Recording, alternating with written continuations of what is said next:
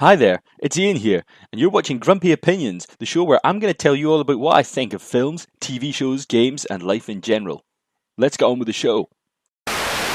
Well, it's almost time to return to the world of my episode reviews of Outlander, the historical time-travelling romance drama set in and around Scotland at the time of Redcoats and the Uprising. Now, we all fell in love with big, strong, but gentle Jamie and witty, self-assured Claire, and we followed them from Castle Lake to Fort William to Lallybroch, and finally to the boat headed for France. Now, I've read some, not all of the second book, because, well, frankly, I got a little bit bored. Now, while Diana Gabaldon might write some great characters, I find the line-to-line writing just bores me just a wee bit. It's just not my style, and unfortunately, before you kill me, or unsubscribe or anything like that, I do love the show, and I love the characters.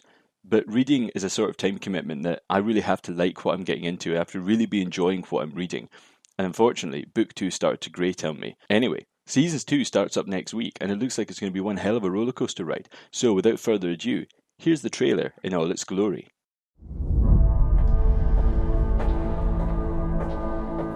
You lived through all these years. Yes. You know when things will happen.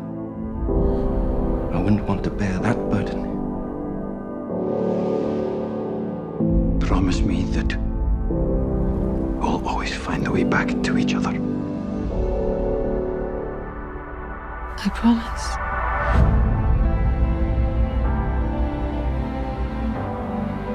There's gonna be a war.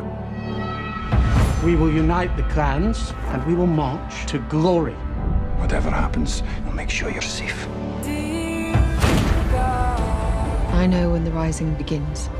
And you know how it ends, too. And it doesn't end well. No, unless we stop it from happening altogether. Change the future. Such a thing even possible? Since when were you not up for a challenge?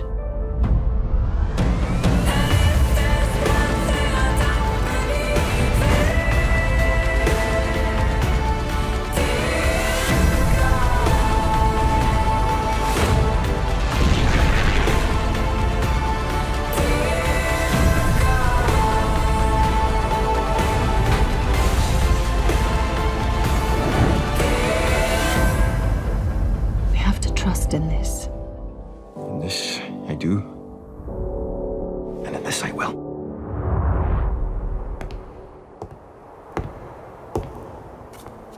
Claire. I'm back.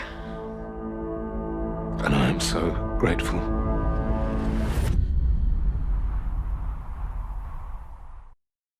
So what do I think? Well, that's a trailer and a half. I mean, it shows some of the plot while hiding a lot of the mystery. It throws up questions all over the place. But to start at the beginning, look at this show. The production designers seem to have gone totally to town. You know, the grim browns and slightly desaturated misty glades of Scotia have been replaced by deep, rich, almost excessively burnished reds, blues and golds. Yep, that's because this is France, right at the head of the excessiveness. The poor are really poor, but the rich are more like the 0.1% than the 1%. Yeah, there's a few shots in there of kilty men in glens and the same look as season 1, but clearly an awful lot of this takes place in the courts of Louis XIII or XIV or whatever. My French history is really bad. Anyway, as the end of the trailer shows, Claire's going to end up back in the sepia-tinted 1940s at some point, complete with nice guy Frank Randall returning. Yay for him, I love Tobias's work, and I'm really quite glad that we're getting to see him come back. Another interesting thing we get to see is that Murtaugh now knows about the time travelling, which is going to let the Goody Trio have some natters about changing the future, and that the cool gang of Dougal, Rupert and Angus are going to apparently make an appearance again, although maybe only latterly, as we only see them very fleetingly in that trailer. One thing I would say though on the basis of this trailer and some of the casting news is that they're obviously going to be mixing the book up a little bit. Now, this is minor spoiler territory, but I'll make a note here just in case, okay? Here comes a very minor spoiler. The very first chapter of Book 2 actually takes place in the 1960s. Now, I won't say why or who or anything that else is involved, but needless to say, if you've already read the books and you've been following the production, you'll know that they cast a fairly major character going forwards in the plot over the next few books, quite near the end of production, but one that appears right at the start of Book 2, so meaning they're likely going to be holding off on this 1960 stuff, maybe till the end of the series, which makes sense.